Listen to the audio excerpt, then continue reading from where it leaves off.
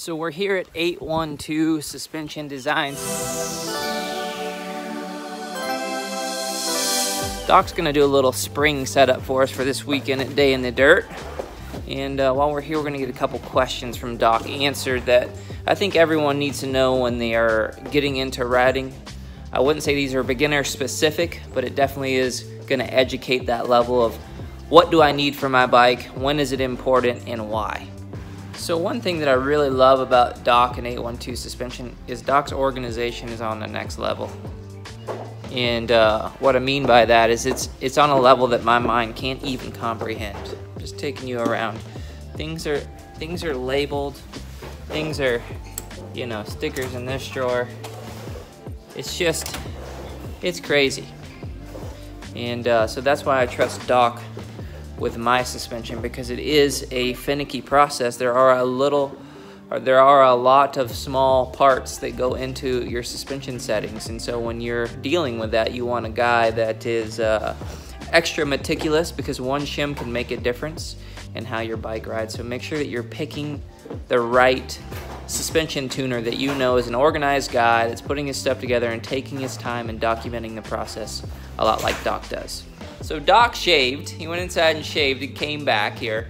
So Doc, a couple of things that's been heavy on my heart is that I'm seeing a lot of riders upgrading their bike in an odd way, in my opinion. And I just wanted to kind of get your opinion as a tuner. You've seen a lot of bikes come through here. When should a rider set their suspension up? When? Just like... My recommendation is to set up the suspension as soon as you get the bike. Maybe the previous owners,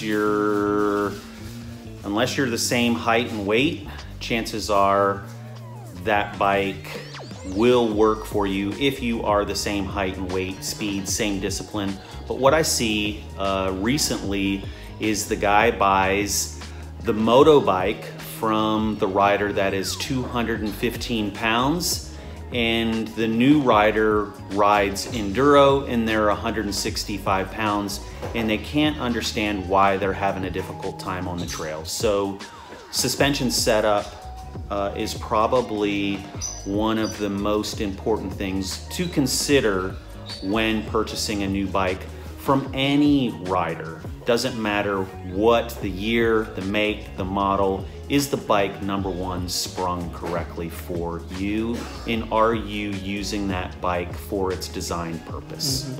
All right, so the second thing that's been on my mind is, you know, we've talked about when. That's immediate, that's great.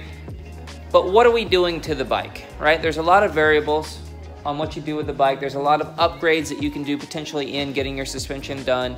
And I just would like for Doc to elaborate on and educate you guys on, when you take your bike to a tuner, let them know what you need based off of your skill level. Tell me what you think, Doc.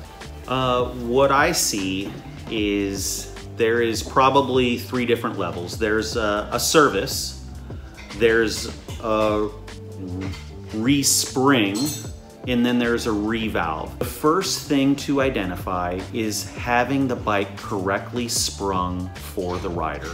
That is the first step. Do you need a revalve? Chances are, if I hand you the keys to the Lamborghini Countach, you're not going to be able to push that car to the limits unless you've had some training. Chances are you're not pushing that CRF 450 to that max potential. Does it need to be revalved? The answer is no. So the last thing I want to talk about is we get in the comments all the time, what's the best upgrade for my bike? And sadly, the answers to those comments that I see are a lot of times things that don't really matter. The best upgrade that you can give to your motorcycle is a better rider. Make sure your bike is sprung correctly. Make sure the bike is set up for you. And then as you become the rider that's able to think about what the bike's doing, then call someone, say, I'm ready to upgrade my valves. I'm ready for you to tune my bike to now my good riding capabilities. Right. Is what I would say. And I think your question was, what is the best upgrade for the bike? It's not the pipe. Some people think that it's the pipe.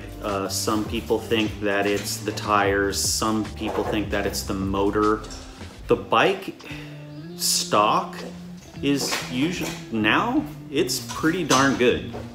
Invest in getting the bike properly set up, respringing the bike for you. Once you have it sprung correctly for you, I say invest in the rider. That way that rider has a firm understanding of comfort, balance, stability, and they know how to control the bike. If the bike is unsprung for you, the chassis is going to be pissed off. And there's nothing worse than having an inexperienced rider riding a bike with a chassis being pissed off. I agree. Thank you. Thank you for coming by. Yeah, thank you guys. We got to move here, going to town.